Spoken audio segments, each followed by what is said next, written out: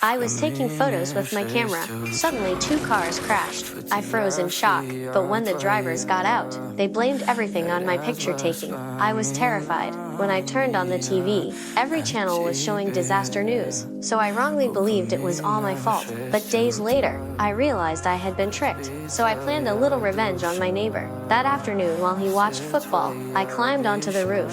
Every time the announcer shouted goal, I yanked out his antenna, then quietly plugged it back in. So for half a day he missed every score, and cried on the couch like a baby. Years passed. I became someone who liked to stand up for justice. One day I saw a kind worker being bullied, so I decided to teach the boss a lesson. That afternoon I noticed the boss forgot his keys, so I snuck into his house, swapped his toothpaste with foot cream, and set his alarm for 4 a.m. The next morning when he woke up, he screamed with a mouthful of foot cream.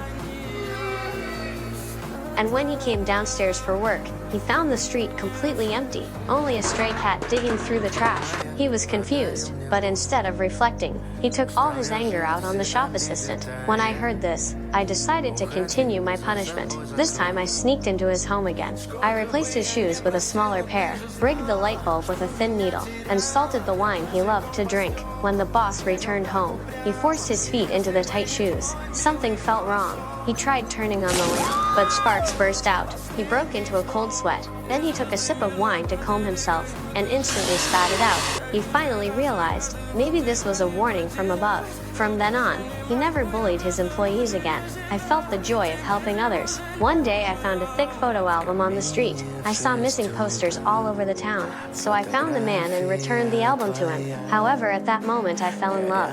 I reluctantly said goodbye to him, but when I got home the doorbell suddenly rang. When I opened the door, we almost crashed into each other. He had been standing there the whole time, and I finally found my happiness. So do you believe good things happen to good people? Please comment.